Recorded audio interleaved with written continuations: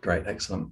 All right, so welcome to this lunch and learn on ethics, and in particular the competence or the competency of demonstrating ethical behavior.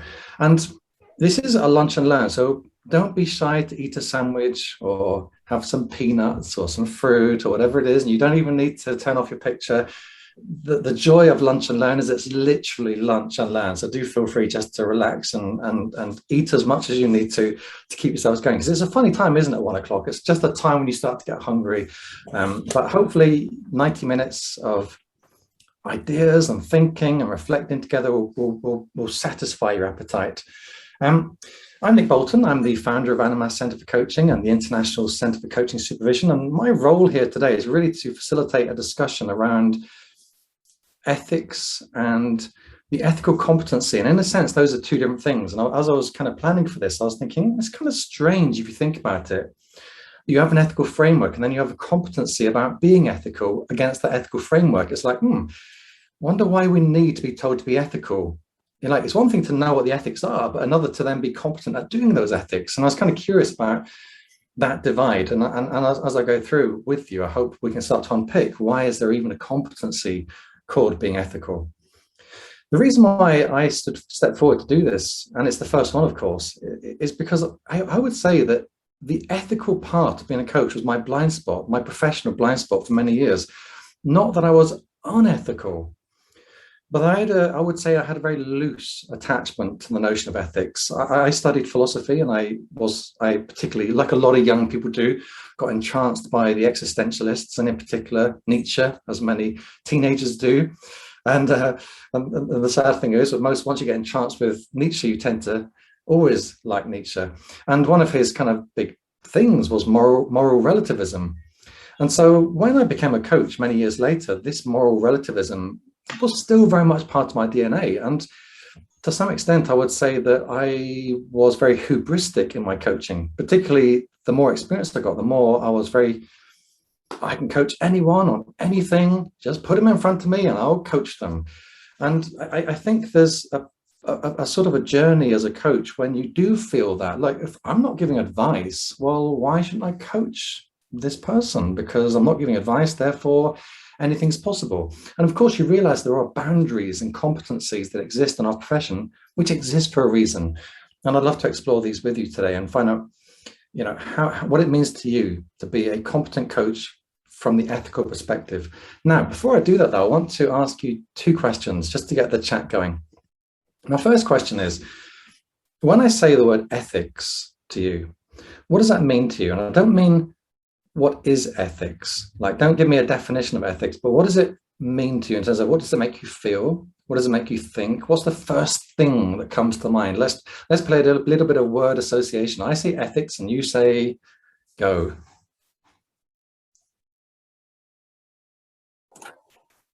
Just type it in your text. But thank you so much. Was that Matt that said that? Thank you, Matt. Doing it right, being on the right track, trust, safety, staying safe, safety, correct behavior, integrity, safeguarding, peace of mind, care, limits, coaching versus therapy, responsibility, equality. Well, I have to say, you are a very ethical bunch. That's for sure.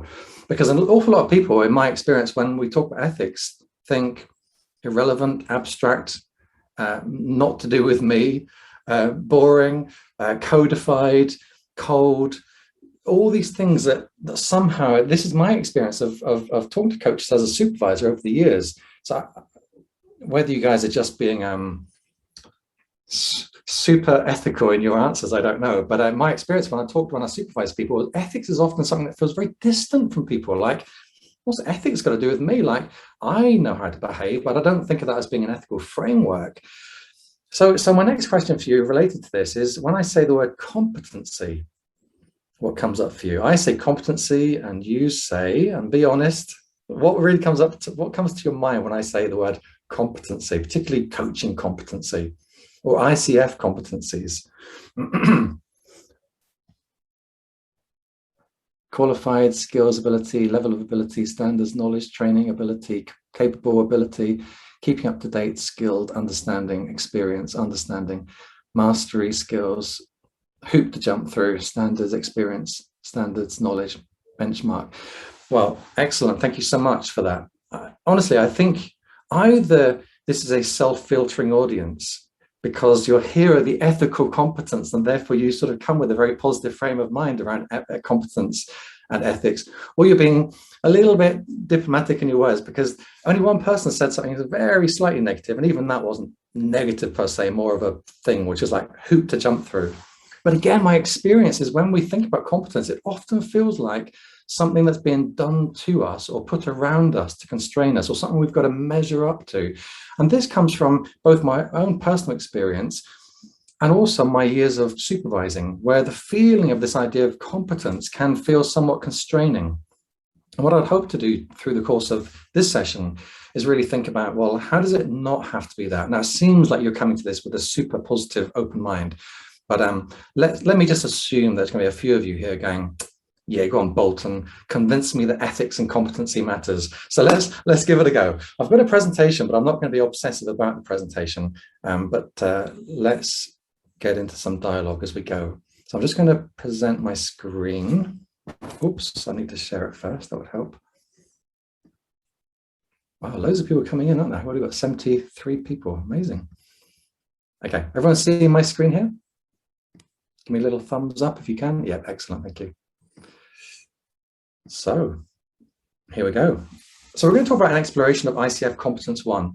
I know that Kat's organized a number of these lunch and learns around different competencies. Mine is going to be this one, demonstrates ethical practice.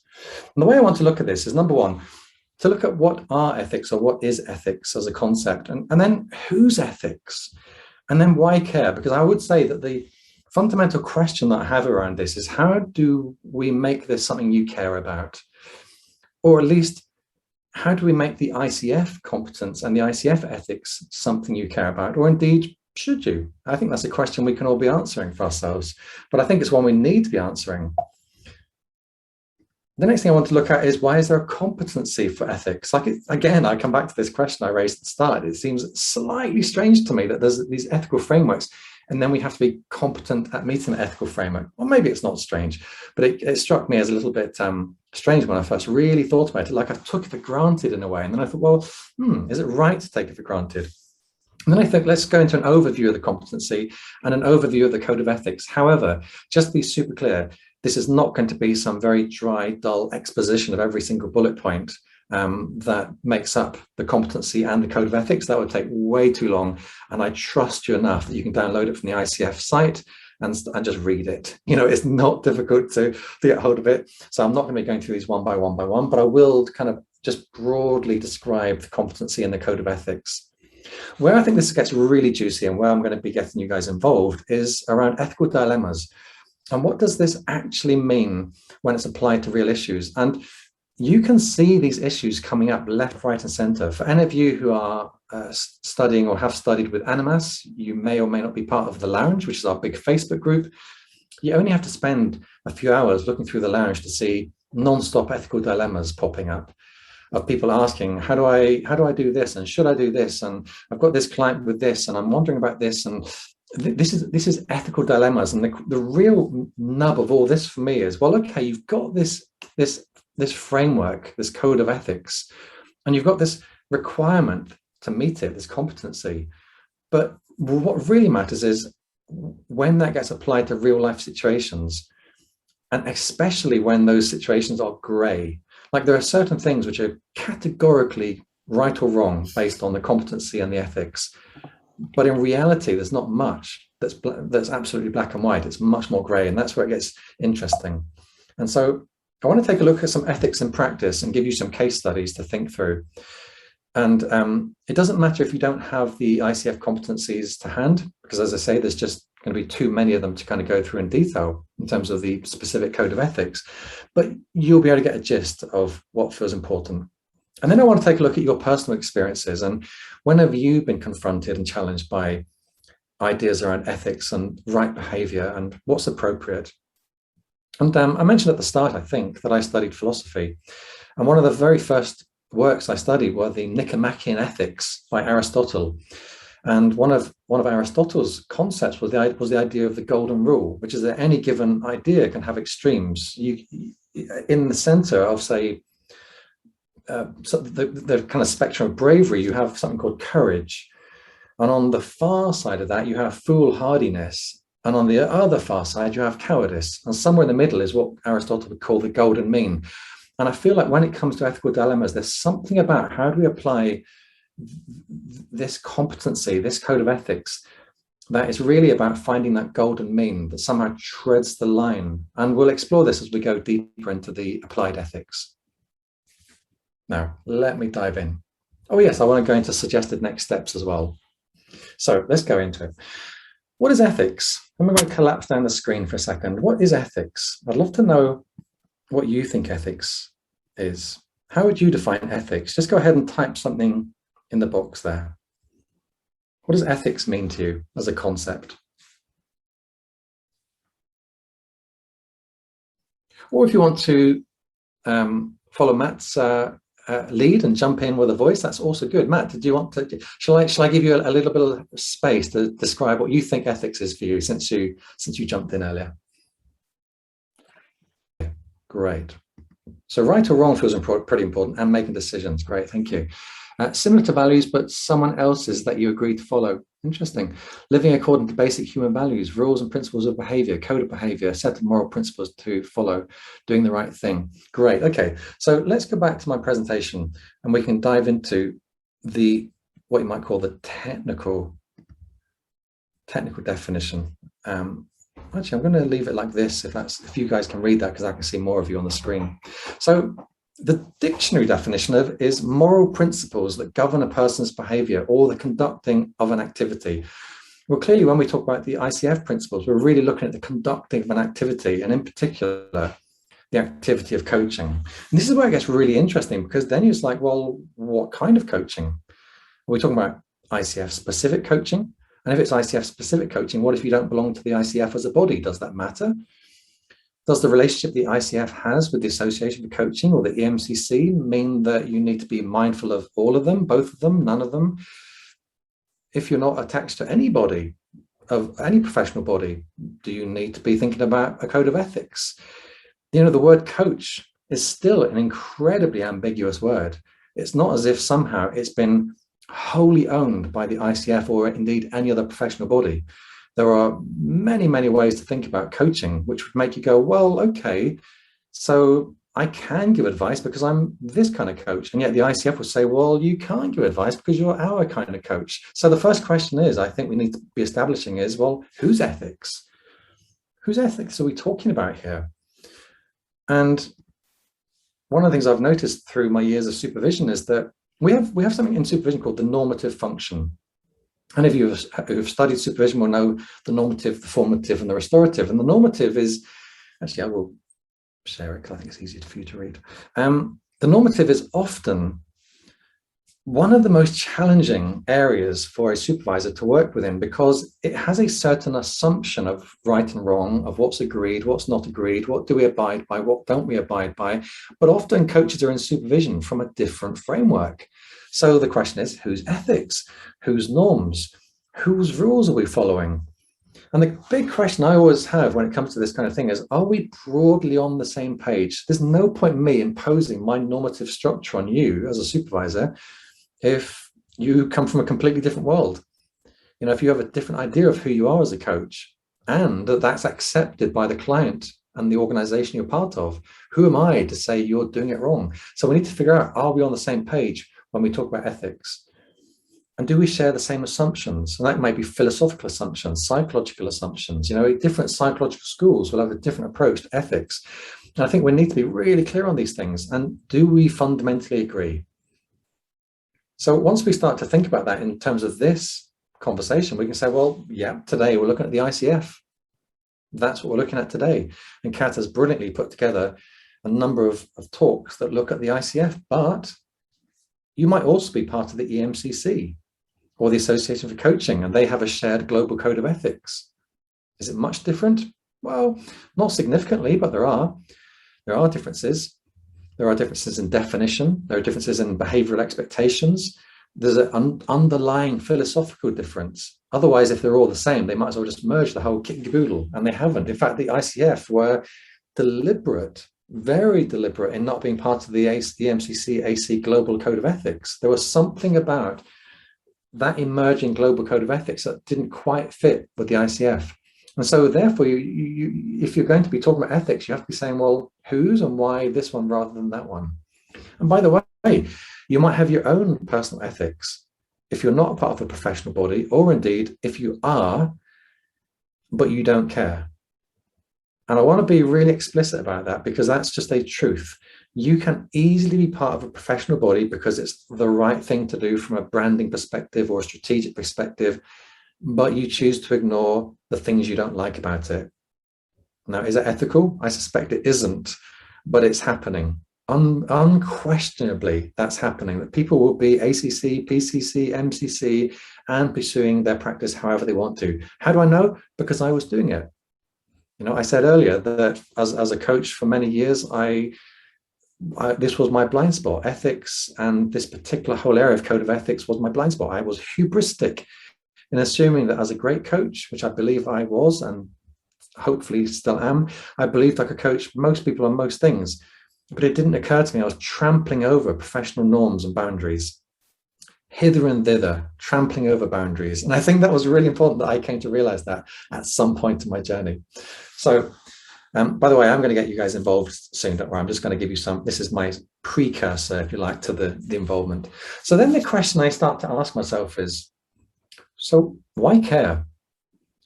I remember years ago, I was part of the Association for Coaching. I was part of the board of directors, and we had a meeting where we talked about our particular code of ethics at the time. And there was some research done that showed that whenever a coach faced some kind of ethical dilemma or challenge, they would look anywhere but the code of ethics for an answer. It just didn't occur to them to think about the code of ethics. And at the time, that shocked the Association for Coaching, but it didn't shock me. Because if you think about a code of ethics, it really states the obvious. There's not a lot in the code of ethics that make you go like, that's really fascinating. Where it gets fascinating is when you start to apply those to practice, and you start, and the rubber hits the road, if you like. But there's little in the written words that's going to answer anything. They set the hygiene factor, if you like, of ethics. So I go back to this question: why care? Why care? And I think there are a number of reasons why we should care and why there is a competency. The more I looked at these two things, competency versus the code of ethics, the more I thought about, well, they're different things, but they're related. The more I realized there's a reason why we probably, and I say probably, need a competency for this. Let me share my thoughts on this.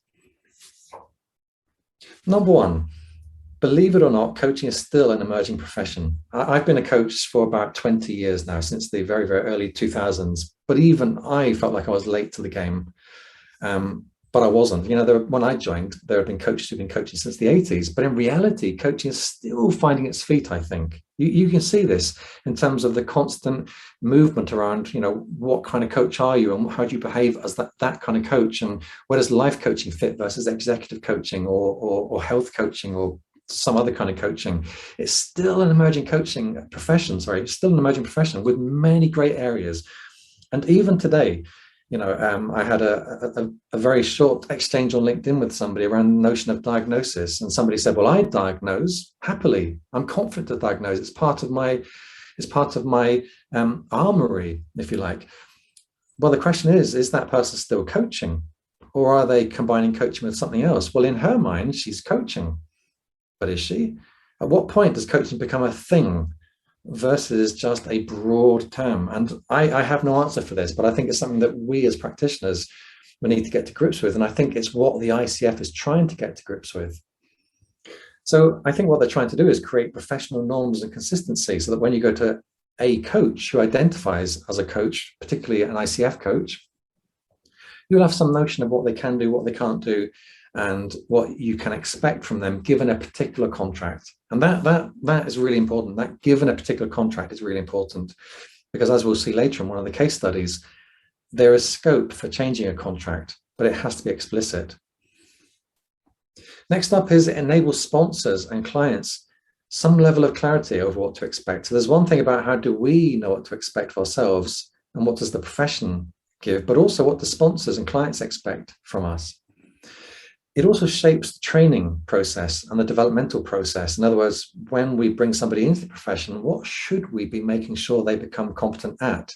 And I was going to say believe in, that's probably not the right phrase, but at least adhere to, because I think believe in is too encompassing as a term, but there's something we adhere to then use that label of ICF coach.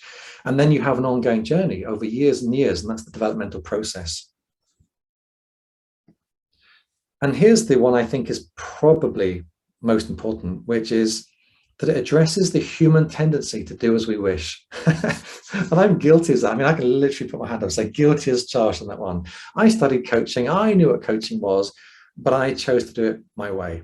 And that's okay. I almost guarantee there are people on this call who are coaching in a way that's not strictly coaching, and that's fine. This is not about right or wrong in the sense of absolute, but it's right or wrong according to the whose ethics.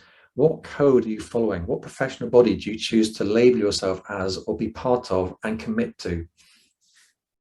And the last one is, I think it's important that it delineates credentialed coaches from what you might call self-identified coaches.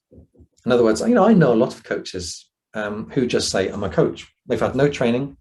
By the way, I've got no problem with that. They're the best arbiter of that success for them is their clients staying on. But nonetheless, as a buyer of coaching, you want to know, well, what's a credentialed coach versus somebody who just called themselves a coach? And I think the competency for ethics is about all of this stuff and no doubt more. So let's get into the juicy stuff. And this is where I'm going to get you guys involved shortly. In fact, I'm going to get you involved straight away, which is gray areas. And before we look at the specific competencies in the ICF Code of Conduct, even at a high level, I'm curious where you think coaches might currently be knowingly or unknowingly contravening. I don't like that word. I don't know why I wrote that word because it's way too aggressive as a word, but you know what I mean. Where are they knowingly or unknowingly contravening coaching ethics? And what I'm going to do is just put you into a group for about, I don't know, let's do 6 minutes. Just to get you talking. How many people? 78 people. That's going to be a lot of groups. Let's do groups of like 5. So that's going to be about 16 groups, isn't it? I think. Let's do 16 groups. I saw somebody drop off. Then that means they don't like breakouts. Hold on a sec. How do I? Sorry about this, guys. Breakout. You think I'd be good at Zoom now, but I'm useless at it. Kat, are you able to kind of do the breakout rooms there at all? Absolutely. So did you say groups of 5? Let's do 15 groups, Kat. And it should come out to like 5 or 6 people per group.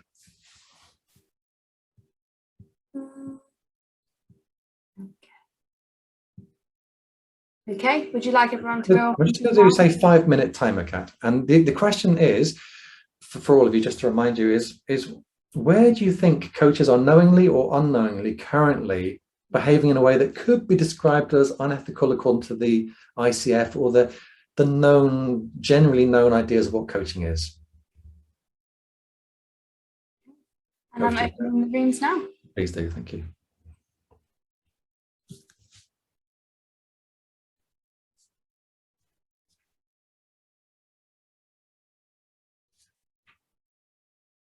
Welcome back. Oh, I love that. I love that moment. Everybody just shoots up on the screen. It's like the Big Bang. I love it. It's such a cool moment. All right, so I'd love to hear some thoughts. Where just gut feeling, where do you feel that coaches are knowingly or unknowingly behaving in ways that perhaps aren't entirely ethical according to the standards of the coaching profession at the moment? Just gut feel. Interesting.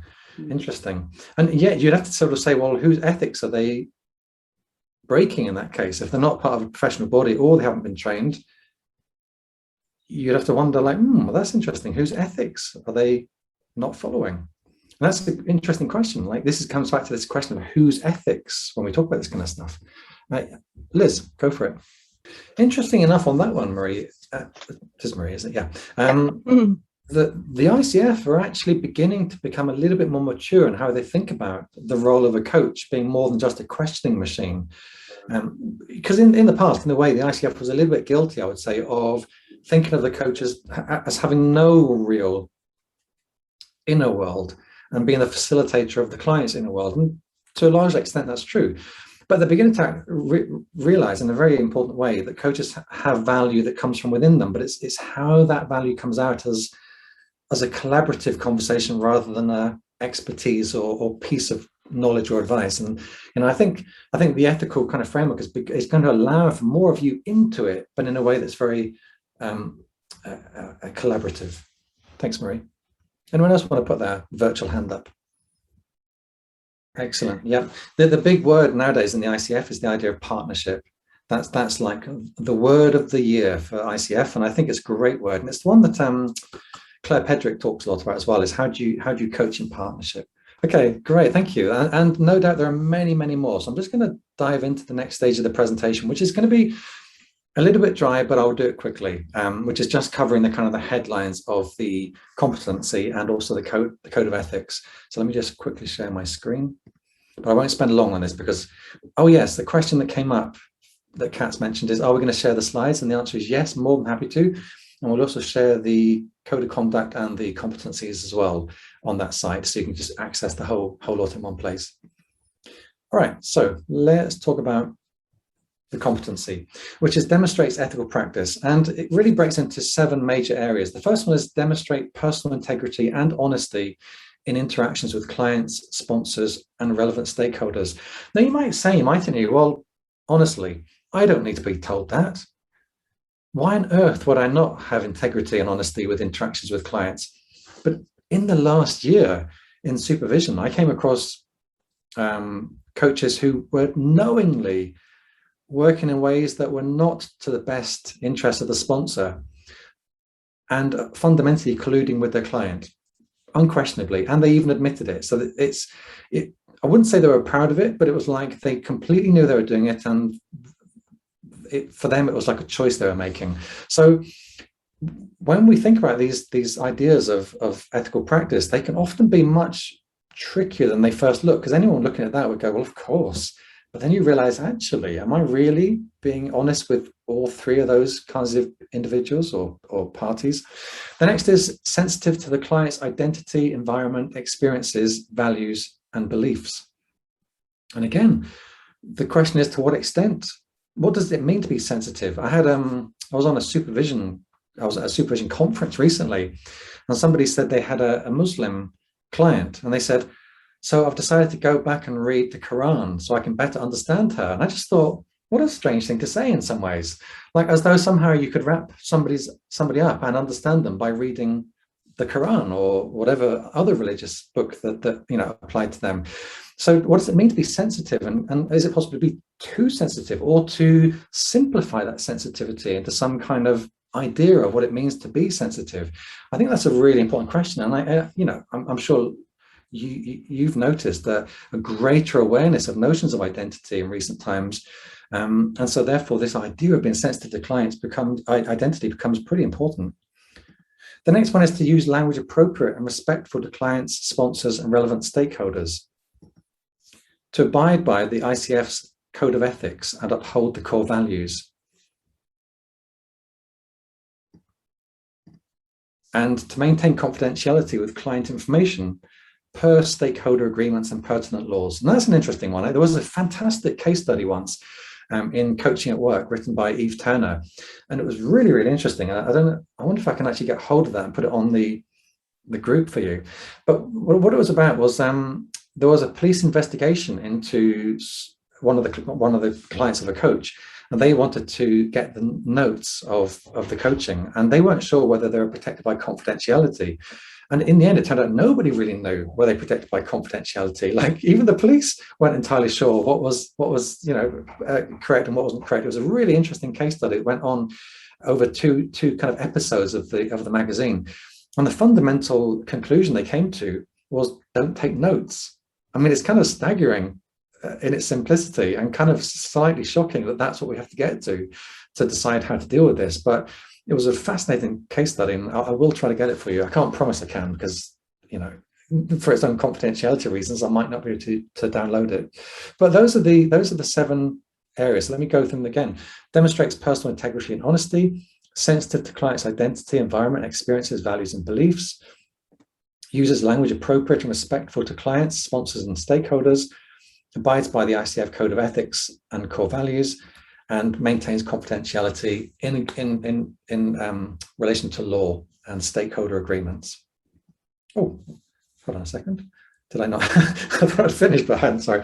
Maintains the distinctions between coaching, consulting, psychotherapy, and other. I thought it was short, I've only done 5. Maintains distinctions between coaching, consulting, psychotherapy, and other support professions. And we've already heard that come up, how we can slip into mentoring and what does that mean to our ethical stance.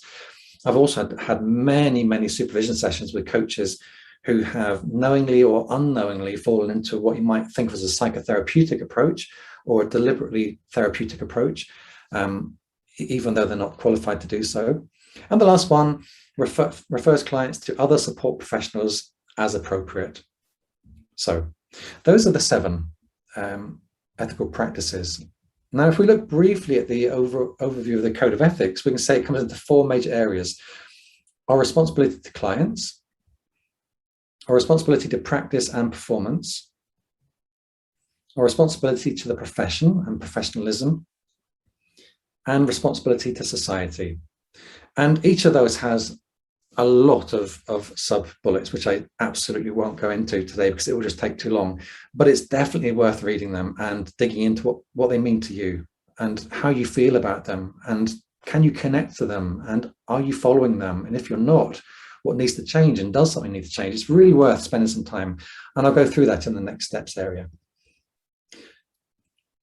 I'm loath to offer any questions because I think we could end up going into detail, so I'm not going to ask that actually. I was like, shall I ask for questions? I won't. What I want to talk to you about now is ethical dilemmas, and I think this is where it gets really important, because the truth is that where ethics matters is when we're dealing with a question that doesn't have a clear right or wrong answer. If it does, you will do it, or at least you should be doing it. If it doesn't, you won't, or at least you shouldn't.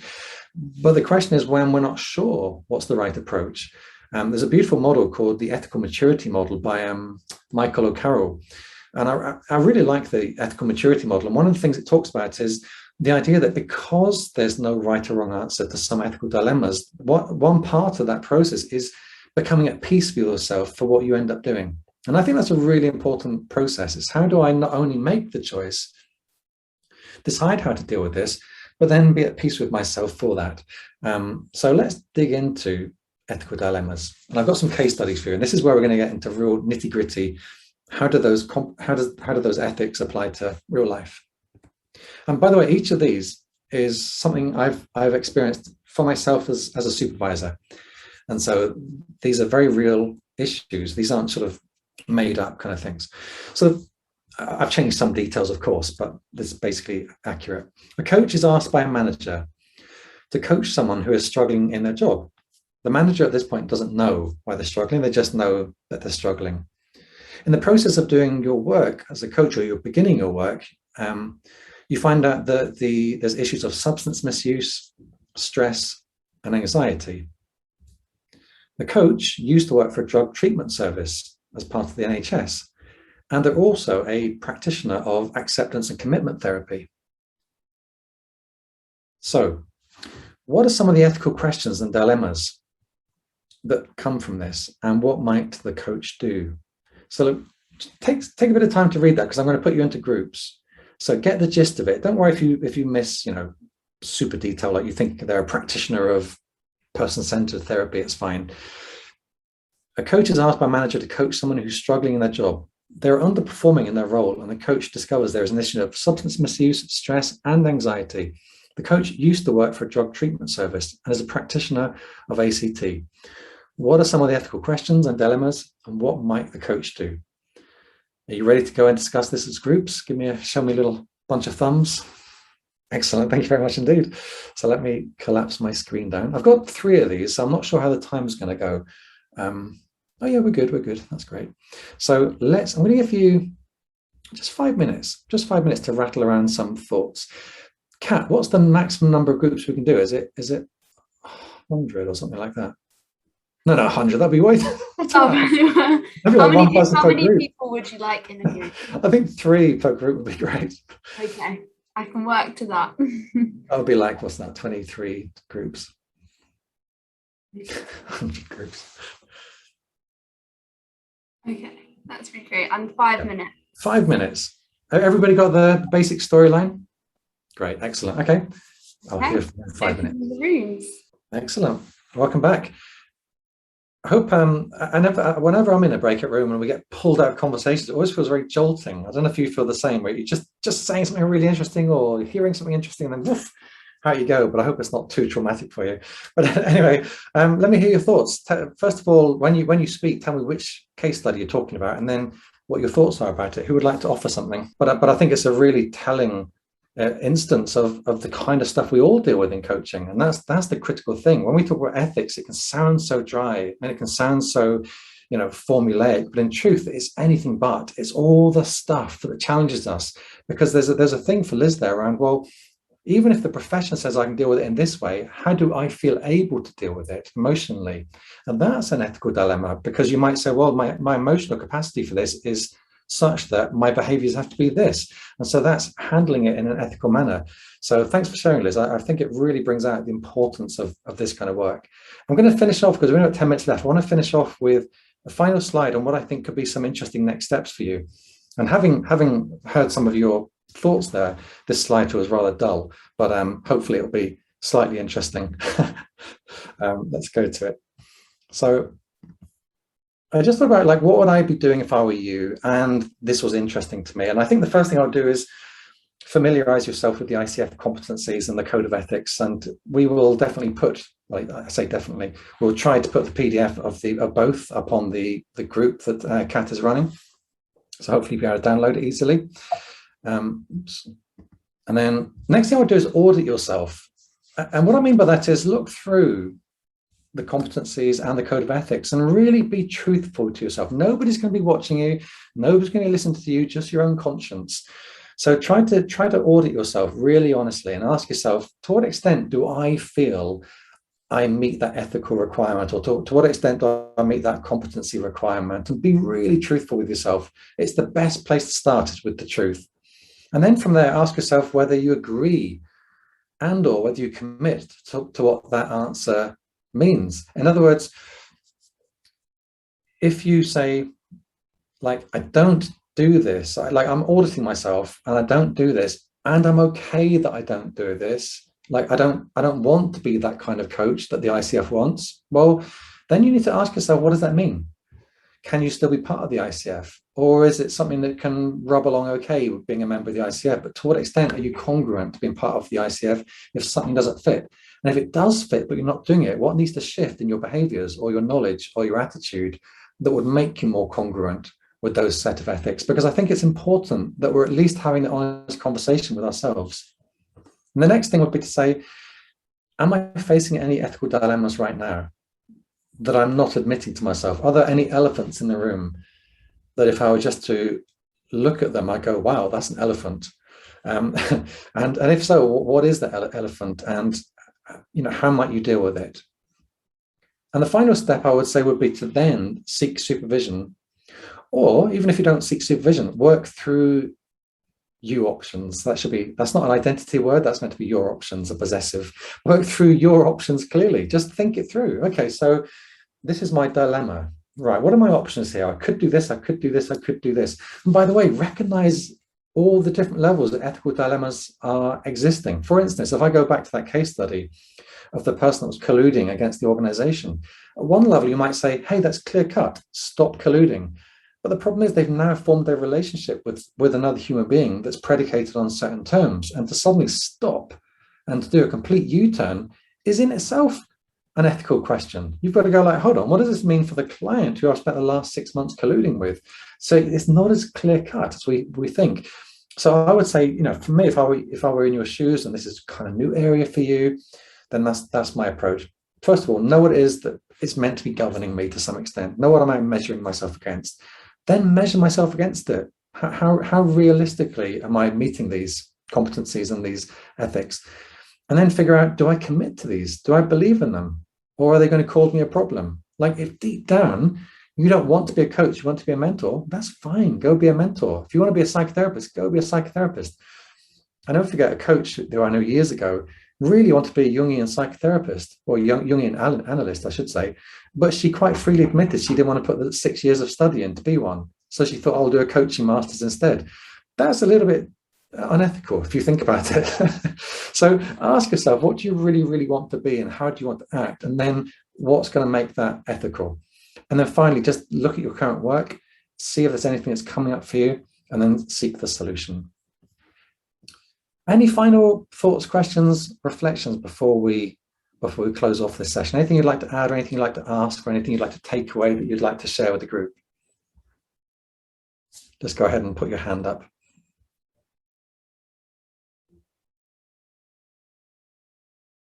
Kat, did you want to share the final, because I think you wanted to share some next steps or something for the resources?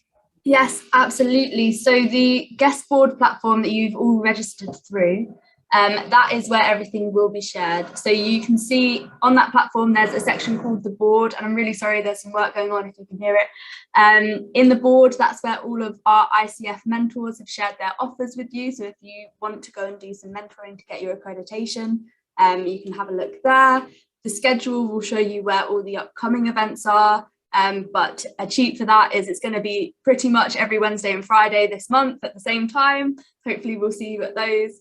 And feel free to add a thread if you want to continue the discussion on that platform with the people that you have here. And when you go to the schedule, there's a tab on the side that says resources, and that's where I'll be uploading everything. So that's from this event, but also from the future events. And I'll share the recording in there as soon as we have it edited and ready for you to view. Excellent. Thank you, Kat. Well, guys, in that case, if there's nothing else you want to ask or say, then I'm going to close off this meeting. Thank you so much. I thought that was a hand from you there, Liz, but you're just rubbing your head. I see everything. But anyway, thank you so much for being here. I really, really appreciate your time. Thank you for being at the first Lunch and Learn. Have a great rest of the day, and hopefully you enjoy the rest of the Lunch and Learns coming up. Thank you so much. Cheers, guys.